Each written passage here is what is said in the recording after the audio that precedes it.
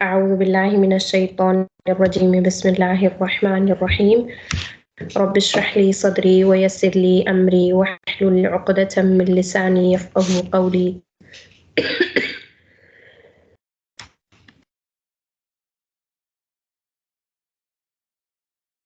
ربنا زدنا علما اللهم فقهنا في الدين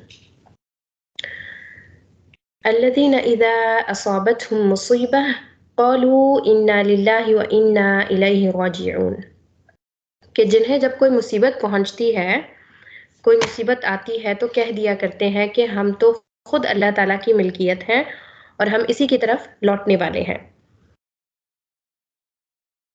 اب یہ بات دیکھیں کہ ہم نے لاسٹ کلاس میں صبر سے ریلیٹڈ پڑھی باتیں،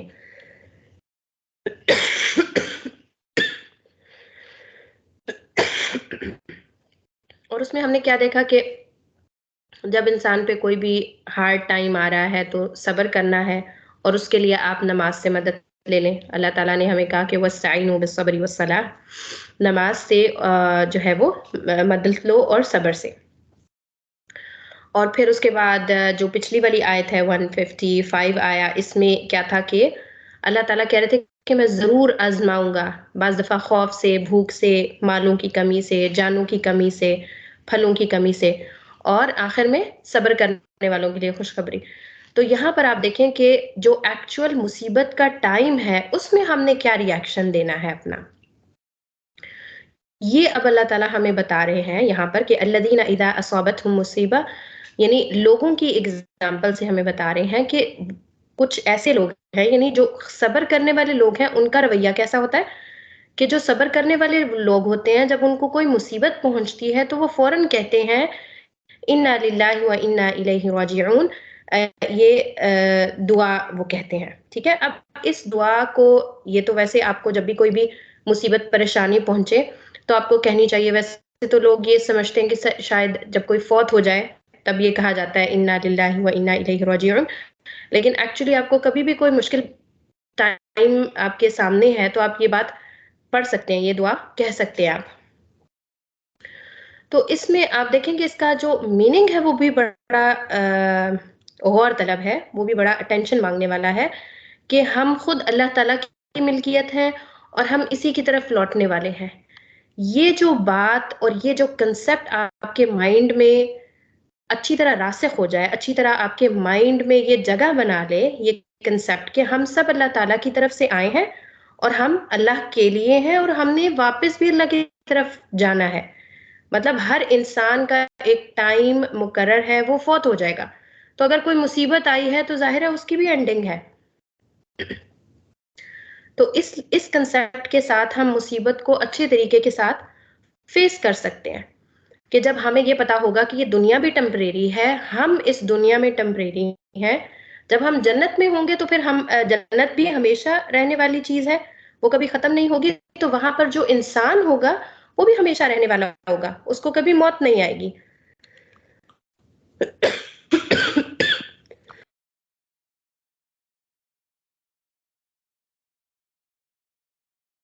تو اس کنسپٹ سے جو ہے انسان کو مصیبت کے ٹائم میں ایک حوصلہ اور ایک تسلی ملتی ہے۔ پھر اللہ تعالیٰ کیا کہتے ہیں کہ اولئک علیہم صلوات من ربہم ورحمہ واولئک هم المہتدون، کہ یہی وہ لوگ ہیں جن کے اوپر ان کے رب کی طرف سے نوازشیں اور رحمتیں ہیں، اور یہی لوگ ہدایت یافتہ ہیں۔ کہ آپ دیکھیں کہ جو قرآن جب سٹارٹ ہوا، سورۃ الفاتحہ، سورۃ البقرہ جب ہم نے شروع کی تو اس وقت بھی اللہ تعالیٰ کہتے ہیں ھدی للمتقین، کہ یہ جو کتاب ہے یہ ہدایت ہے تقوی والوں کے لیے۔ اور اب یہاں پر کن لوگوں کو ہدایت والے کہا جا رہا ہے؟ یعنی جو پیچھے سے آپ کے پاس ایک کنسپٹ چلا آ رہا ہے نا کہ جو لوگ مشکل ٹائم میں صبر کرتے ہیں، اور پھر صبر والے جب ان کو مشکل پہنچتی ہے تو وہ کہتے ہیں انا للہ و انا الیہ راجعون، یہی وہ لوگ ہیں، اسی ایک گروپ کی پوری اللہ تعالیٰ صفات بتا رہے ہیں، اور آخر میں بتا رہے ہیں ان کا جو ایک ان کا جو رزلٹ ہے وہ بتا رہے ہیں کہ ان کے اوپر اللہ تعالیٰ کی صلوات ہیں، نوازشیں ہیں اور رحمت ہے، اور یہی وہ لوگ ہدایت یافتہ ہیں۔ تو ہدایت والے لوگوں کا طریقہ کار مصیبت میں کیا ہوتا ہے کہ وہ ایسی باتیں نہیں کرتے جو اللہ تعالیٰ کے مطلب اللہ تعالیٰ سے برا زن رکھنے والی ہوں، جیسے بھائی ملا تھا مصیبت کے لیے، اب یہ دیکھو یہ پھر برے حالات آگے. اس طرح کی انسان کی مینٹیلٹی نہیں ہوتی، بلکہ انسان کہتا ہے کہ انا للہ و انا الیہ راجعون. یہ ہدایت یافتہ لوگوں کا ایٹیچیوڈ ہے. جب ان کو مصیبت پہنچتی ہے تو وہ کہتے ہیں کہ ہم اللہ ہی کے لیے ہیں اور ہم اللہ ہی کی طرف لوٹ کر جانے والے ہیں. تو یہ جو مصیبت ہے اس سے ان کو نکلنے کا ایک حوصلہ ملتا ہے اس ساری تھنکنگ سے اور اس ساری سوچ سے. اس کے بعد ہمارے پاس صفا مروہ کے بارے میں کچھ آیت میں جو ہے وہ بات آئے گی. تو آپ کو پتہ ہے صفا اور مروہ کیا کیا چیزیں ہیں، کیا ہے اس کے کنسپٹ کے حوالے سے؟ جواد کو یا پھر محمد کو؟ میم مجھے نہیں پتا. آپ کو پتا ہے صفا اور مروہ کا؟ آپ کو نہیں پتا؟ ماؤنٹین. ہاں ایگزیکٹلی، ماؤنٹینز ہیں. یہ دو پہاڑیاں ہیں جو کہ خانہ کعبہ کے پاس ہیں اور ادھر طواف کیا جاتا ہے. او سوری صحیح کی جاتی ہے. جب حضرت اسماعیل علیہ السلام کو حضرت ابراہیم علیہ السلام اپنی بیوی اور بیٹے کو، حضرت اسماعیل اور حضرت ہاجر کو وہاں چھوڑ کر گئے تھے مکہ میں. ان کی ماما نے پانی ڈھونڈنے کے آگے پیچھے کیا تھا ان دو منتانیوں میں، کبھی اوپر کبھی نیچے. ہاں ہاں، تو ایگزیکٹلی وہ جو حضرت ہاجر تھیں انہوں نے اپنے بچے کے لیے پانی ڈھونڈنے کے لیے صفا اور مروہ دو ماؤنٹینز کے درمیان میں انہوں نے بھاگی تھیں وہ پانی کی تلاش میں. کہ وہ ایک پہاڑی پہ جاتی تھی، پانی دیکھتی تھی اور ان کو نہیں نظر آتا تھا، تو وہ جب پھر بچے کا ان کو خیال آتا تھا وہ بھاگ کے بچے کے پاس آتی تھی. کیونکہ آپ کو پتا ہے صحرائی علاقہ تھا بالکل، تو ان کو یہ بھی خطرہ تھا کہ کوئی پرندہ نہ آ جائے اور پرندہ آ کے میرے بچے کو نقصان نہ پہنچا دے، تو وہ بھاگ کے پھر اپنے بچے کے پاس آتی تھی. تو یہ جو انہوں نے بھاگنے کا جو ایک سارا عمل کیا وہ صفا اور مروہ کے درمیان کیا، جس کو پھر اللہ تعالیٰ نے ایک ریچول بنا دیا سارے مسلمز کے لیے. مسلمانوں سے انفیکٹ پہلے بھی یہ چیز تھی، کیونکہ جو مکہ والے تھے وہ بھی یہ ساری چیزیں کرتے تھے، کیونکہ حضرت ابراہیم علیہ السلام کو تو وہ لوگ بھی ان کے بارے میں ان کو بھی انفارمیشن تھی حضرت ابراہیم کے بارے میں. تو اس حوالے سے یہ جو صحیح ہے یہ صفا اور مروہ کے درمیان کی جاتی ہے. ان الصفا والمروة من شعائر الله فمن حج البيت او اعتمر فلا جناح عليه ان يطوف بهما ومن تطوع خيرا ان اللہ شاکر علیم. صفا اور مروہ اللہ تعالیٰ کی نشانیوں میں سے ہیں، یعنی صفا اور مروہ یہ جو دو پہاڑیاں ہیں یہ اللہ تعالیٰ کی نشانیوں میں سے ہیں. اس لیے بیت اللہ کا جو بھی حج یا عمرہ کرتا ہے تو ان کا طواف کر لینے میں کوئی گناہ نہیں. اب یہ بات کیوں کہی جا رہی ہے کہ ان کا طواف کر لینے میں کوئی گناہ نہیں ہے؟ اس لیے کیونکہ اسلام سے پہلے یعنی نبی صلی اللہ علیہ وسلم کی نبوت سے پہلے جو مکہ والے تھے وہ بھی صفا اور مروہ کے بیچ میں سعی کیا کرتے تھے، راؤنڈز لگایا کرتے تھے. تو اس میں کیا تھا کہ جب لوگ مسلمان ہوئے تو انہوں نے سوچا کہ پتہ نہیں ہم تو شاید یہ کام بتوں کی وجہ سے کرتے تھے، تو اب ہم مسلمان ہو گئے ہیں تو اب کیا ہمیں صفا اور مروہ کے بیچ میں سعی کرنی چاہیے یا نہیں؟ تو اس کے آنسر میں پھر اللہ تعالیٰ نے مسلمانوں کی بات کہی کہ فمن حج البیت او اعتمر فلا جناح علیہ ان یطوف بہما، کہ گناہ کی بات نہیں ہوگی اگر آپ حج اور عمرے میں ان دو پہاڑیوں کے درمیان طواف کریں. تو مطلب آپ طواف کر سکتے ہیں، جس طرح ان کا ایک کنسپٹ تھا کہ شاید ہم بتوں کے لیے کرتے تھے پہلے، تو اب ہم نے اگر یہی کام دوبارہ کیا تو یہ نہ ہو کہ ہم گناہ کا کوئی کام کر رہے ہوں. تو اس چیز کی اللہ تعالیٰ نے ان کو کلیئرٹی دی کہ اب آپ طواف کر سکتے ہیں. اور جو بھی کوئی اپنی خوشی سے بھلائی کا کام کرتا ہے تو اللہ تعالیٰ بہت قدردان ہے اور خوب جاننے والا ہے. تو یہاں پر آپ دیکھیں کہ اللہ تعالیٰ کی جو دو صفات آ رہی ہے نا، کہ شاکرون ہے اللہ تعالیٰ قدردان ہے اور علیم جاننے والا ہے. تو آپ دیکھیں بعض دفعہ انسان نیکیاں کرتا ہے، کوئی نیکی چھپ کے ہوتی ہے تو اس میں بھی آپ دیکھیں کہ آپ بے شک جتنی بھی نیکی آپ نے چھپ کے کی ہے وہ آپ یہ ہو سکتا ہے کسی بھی فیملی ممبر کو نہ پتا ہو، نہ آپ کے فرینڈس کو پتا ہو، لیکن اللہ تعالیٰ اس کو جانتے بھی ہیں اس نیکی کو، اور شاکرون اس کی قدر بھی کرنے والے ہیں. قدر کے سینس میں کہ اللہ تعالیٰ اس کا ریوارڈ آپ کو دیں گے، وہ نیکی آپ کی ضائع نہیں ہوگی. تو اس سینس میں یہ اللہ تعالیٰ کی دو صفات یہاں پر ذکر ہوئی ہیں. ان الذين يكتمون ما انزلنا من البينات والهدى من بعد ما بيناه للناس في الكتاب اولئك يلعنهم الله ويلعنهم اللاعنون. جو لوگ ہماری اتاری ہوئی دلیلوں اور ہدایت کو چھپاتے ہیں باوجود یہ کہ ہم اسے اپنی کتاب میں لوگوں کے لیے بیان کر چکے ہیں، ان لوگوں پر اللہ کی لعنت اور تمام لعنت کرنے والوں کی لعنت ہے. اب یہاں پر آپ دیکھیں کہ جو بات ہو رہی ہے وہ علم کو چھپانے کی ہو رہی ہے. تو آپ دیکھیں کہ ہم علم حاصل کرتے ہیں تو یہ بہت ہی بڑی رسپانسبلٹی ہے. آپ نے جب کوئی چیز سیکھ لی ہے تو آپ اس کو ضرور کسی نہ کسی کو بتائیں آگے، اپنے فرینڈز میں، اپنے کزنز میں، کوئی بھی لوگ ہوں، آپ اس تک وہ اللہ تعالیٰ کا میسج ضرور پہنچائیں. کیونکہ یہاں پر اس آیت کے اندر جو بات ہو رہی ہے نا وہ علم کو چھپانے کی بات ہو رہی ہے، کہ اللہ تعالیٰ کہہ رہے ہیں کہ ہم نے اپنی کتاب میں جو باتیں ایکسپلین کی تھیں، روشن نشانیاں اور ہدایت کی باتیں، لوگ اس کو چھپا گئے یعنی انہوں نے لوگوں کو بتایا ہی نہیں. اور اب تو آپ کو پتا ہے جیسے کہ نبی صلی اللہ علیہ وسلم کے بعد نبی نے کسی نے آنا نہیں ہے، تو یہ جو قرآن کا نالج ہے یہ سیکھنا بھی ہمیں ضروری ہے، اور اس کو آگے ڈیلیور کرنا بھی، لوگوں کو سمجھانا اور سکھانا بھی بہت ضروری ہے. اور اس میں آپ دیکھیں کہ اگر ہم یہ کام نہیں کرتے، اور یا پھر جو لوگ علم کو چھپاتے ہیں، ان کی سزا کتنی بڑی ہے. اولئک یلعنہم اللہ ویلعنہم اللاعنون، ان پہ اللہ بھی لعنت کرتے ہیں اور لعنت کرنے والے بھی لعنت کرتے ہیں. اور آپ کو پتہ ہے کہ لعنت جو اللہ تعالیٰ کی لعنت ہے وہ کیا ہے؟ اللہ تعالیٰ کی رحمت سے دوری. اور جس شخص کو اللہ کی رحمت نہیں ملے گی وہ جنت میں کبھی داخل نہیں ہو سکتا. تو اس لیے آپ دیکھیں کہ یہ بہت ہی بڑی یہاں پر رسپانسبلٹی ہے جو ہمارے اوپر آتی ہے، کہ ہمیں علم سیکھنا بھی ہے اور اس کو آگے سکھانا بھی ہے.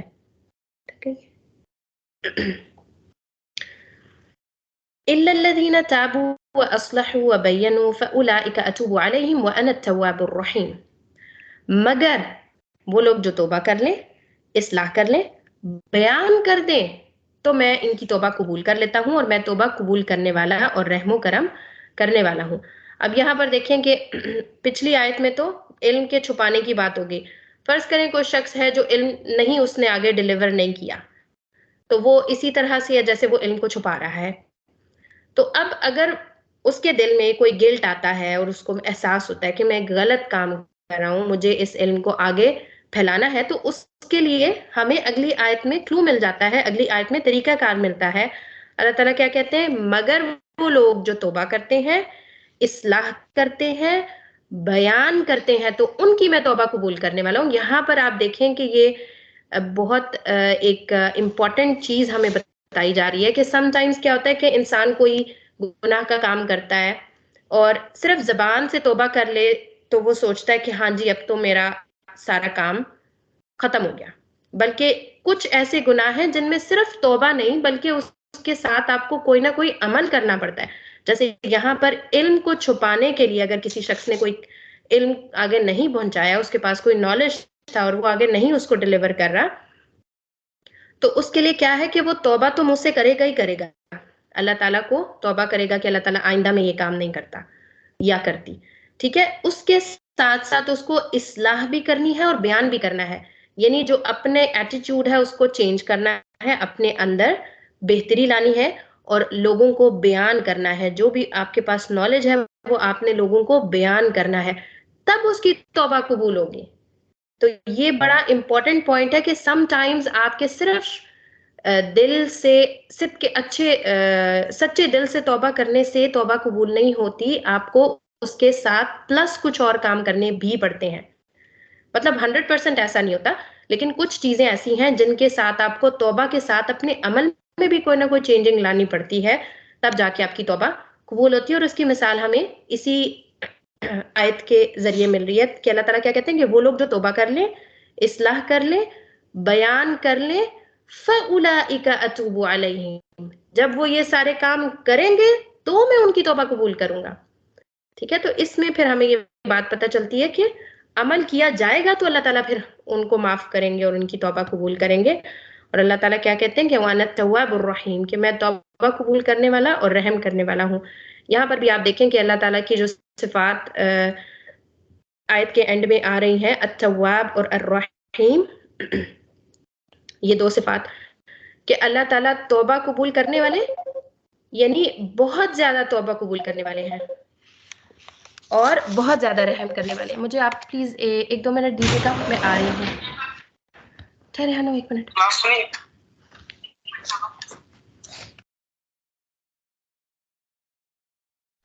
اعوذ باللہ من الشیطان الرجیم. تو یہاں میں آپ کو یہ بتا رہی تھی کہ اللہ تعالیٰ کی یہ جو صفات آ رہی ہیں آیت کے اینڈ میں، تو آپ دیکھیں کہ اس میں ہمیں یہ بات پتہ چلتی ہے کہ اللہ تعالیٰ توبہ قبول کرنے والے ہیں بہت زیادہ، کیونکہ اس کے اندر ایگزیجریشن موجود ہے اس ورڈ میں. التواب کا مطلب یہ نہیں ہے کہ توبہ قبول کرنے والا، یعنی بہت زیادہ توبہ قبول کرنے والی کی اس کے اندر میننگ موجود ہے. اور رحیم میں بھی صرف یہ نہیں ہے کہ رحم کرنے والا، یعنی بہت زیادہ رحم کرنے والا. تو جیسے آپ نے پچھلی آیت پڑھی تو اس میں اینڈنگ بہت سخت تھی، اولئک یلعنہم اللہ، یہی وہ لوگ ہیں جن پہ اللہ تعالیٰ لعنت کرتے ہیں، تو اور لعنت کرنے والے لعنت کرتے ہیں. تو اس میں آپ یہ دیکھیں کہ گناہ کی جو ایک سختی ہے نا، گناہ کا بڑا ہونا، وہ ہمیں پتہ چلتا ہے اس سزا سے، یعنی اللہ تعالیٰ کا لعنت دینا، اس سے ہمیں یہ پتہ چلتا ہے کہ یہ گناہ کتنا بڑا ہے. لیکن اللہ تعالیٰ کی جو اپنی ذات ہے وہ التواب اور الرحیم ہے. کن لوگوں کے لیے؟ جو اپنے آپ کو بدل لیتے ہیں، ان لوگوں کے لیے. ان الذين كفروا وماتوا وهم كفار اولئك عليهم لعنة الله والملائكة والناس اجمعین، یقیناً جو لوگ کفار اپنے کفر میں ہی مر جائیں، ان پر اللہ تعالیٰ کی اور فرشتوں کی اور تمام لوگوں کی لعنت ہے. اب یہاں پر ان لوگوں کی بات ہو رہی ہے جو اسی کفر میں فوت ہو جاتے ہیں، یعنی انہوں نے اپنی اصلاح نہیں کی اور وہ علم کو چھپاتے چھپاتے ایکسپوز نہیں کیا انہوں نے علم کو، اور وہ اسی حالت میں مر جاتے ہیں. تو ان کے لیے کیا ہے کہ کیونکہ انہوں نے توبہ نہیں کی، اس لیے ان کو اللہ تعالیٰ کی طرف سے اور فرشتوں کی طرف سے اور باقی بھی جو تمام لوگ ہیں ان کی طرف سے پھر لعنت کا جو ایک عذاب ہے وہ ان کے لیے موجود ہے.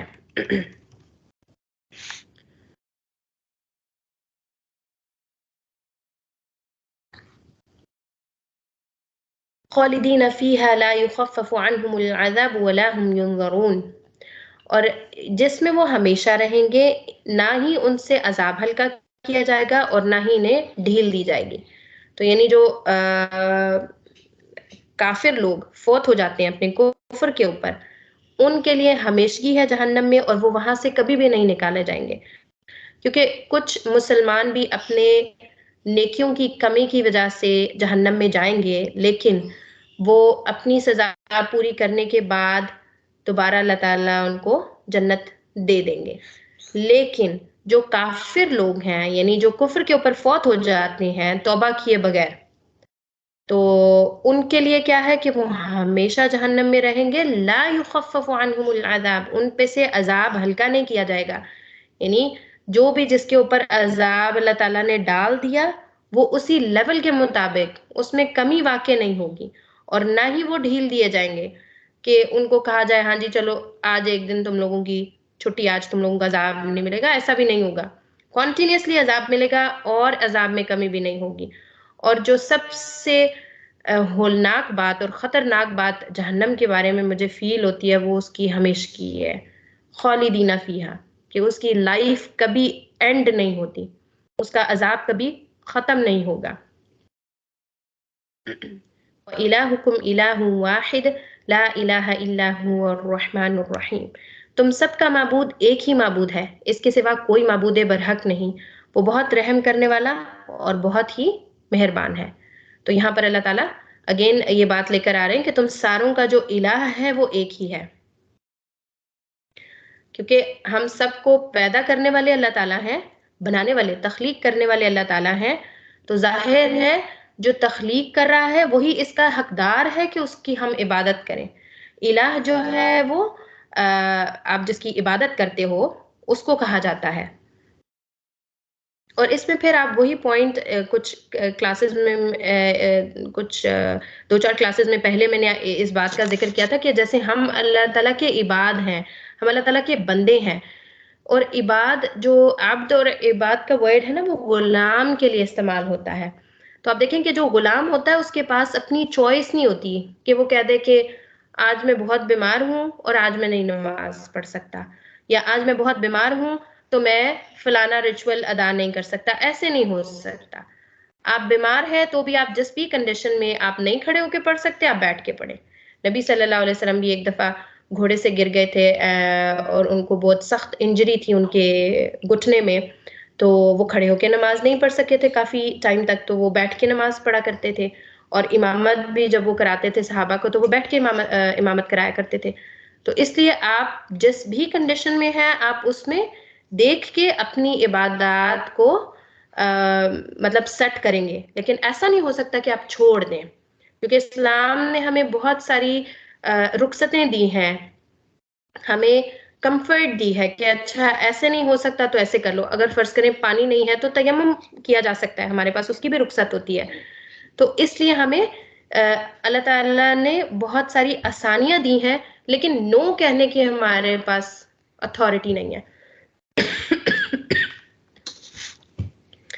إن في خلق السماوات والأرض واختلاف الليل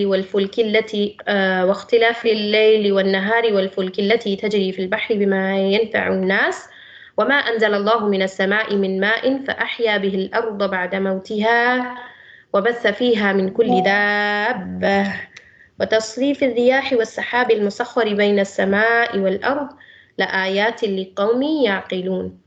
آسمانوں اور زمین کی پیدائش، رات اور دن کا ہیر پھیر، یعنی ہیر پھیر یعنی ان کا آنا اور جانا، کہ رات ختم ہوتی ہے تو دن آ جاتا ہے، دن ختم ہوتا ہے تو رات آ جاتی ہے، کشتیوں کا لوگوں کو نفع دینے والی چیزوں کو لیے ہوئے سمندروں میں چلنا، آسمان سے پانی کا اترنا، مردہ زمین کو زندہ کرنا، اس میں ہر قسم کے جانوروں کو پھیلا دینا، ہواؤں کا رخ بدلنا، بادل آسمان اور زمین کے درمیان مسخر ہیں، یعنی جو بادل ہیں وہ زمین اور آسمان کے درمیان اللہ تعالیٰ نے رکھے ہیں، ان کو مسخر کیا ہوا ہے۔ ان ساری چیزوں میں اب یہاں پر آپ دیکھیں بہت ساری چیزیں پیچھے اللہ تعالیٰ نے بیان کی، ان سب چیزوں میں عقل مندوں کے لیے نشانیاں موجود ہیں۔ لآیات لقوم یعقلون، عقل والوں کے لیے نشانیاں ہیں۔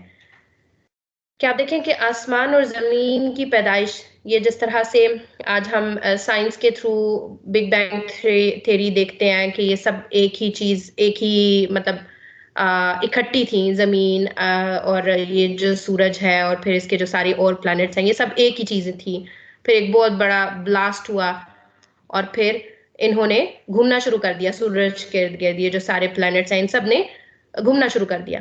اسی طرح سے زمین کی تخلیق اللہ تعالیٰ نے کی۔ تو ان سب چیزوں میں پھر زمین جو دن اور رات کا آپ دیکھیں کہ کس طرح سے ہیر پھیر ہوتا ہے، کہ ابھی دن چھوٹے تھے، دسمبر میں سب سے چھوٹے دن ہوتے ہیں، اب آہستہ آہستہ دن بڑے ہو رہے ہیں، پھر اس کے بعد جب ہم جون جولائی تک جائیں گے تو بہت ہی لمبے دن ہونے شروع ہو جائیں گے۔ تو یہ سب چیزیں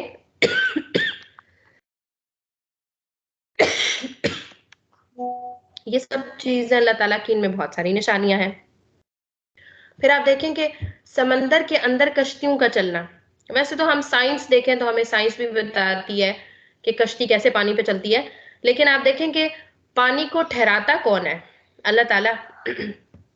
اگر پانی میں ذرا بھی ہلچل مچنے شروع ہو جائے اور وہ اتنا سمودھ نہ رہے تو اس کے اوپر کشتیاں نہیں چل سکتی۔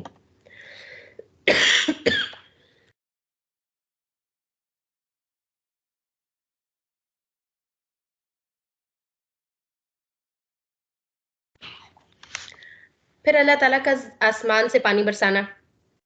جب پانی زمین کے اوپر پڑتا ہے تو زمین زندہ ہوتی ہے. یعنی زمین کا زندہ ہونا یعنی اس کے اندر یہ پودے وغیرہ اگتے ہیں, پھل سبزیاں یہ سب چیزیں اگتی ہیں, اور اس کے بعد جانوروں کا اس کے اندر پھیل جانا, کیونکہ ظاہر جانور بھی اسی زمین کے اوپر ہوتے ہیں جہاں کوئی ہریالی ہو, کوئی پودے وغیرہ ہوں, کیونکہ انہوں نے انہی کو کھانا ہوتا ہے.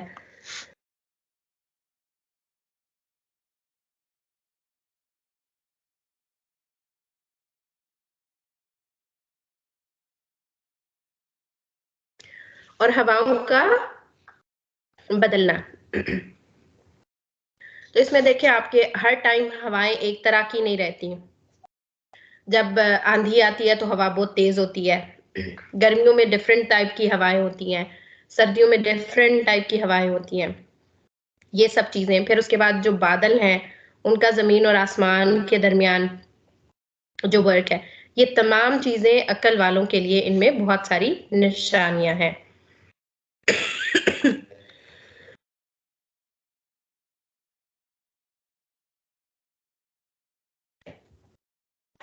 یہاں ہم لیسن ختم کریں گے,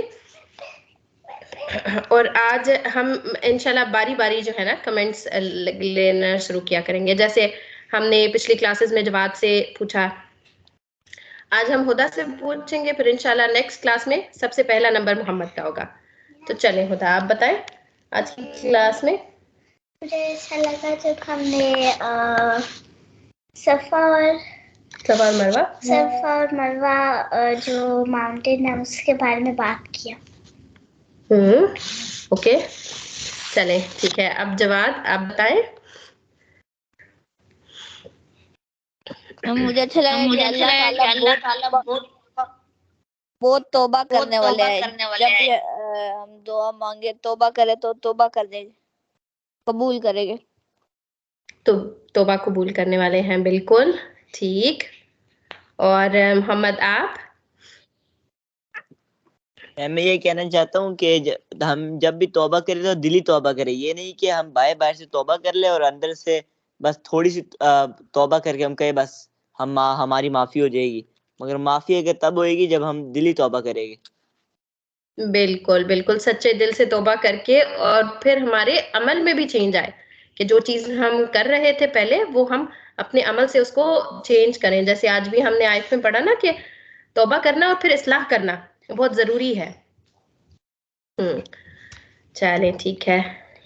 اوکے سبحانک اللہم و بحمدک نشہد ان لا الہ الا انت نستغفرک و نتوب الیک. السلام علیکم ورحمۃ اللہ وبرکاتہ.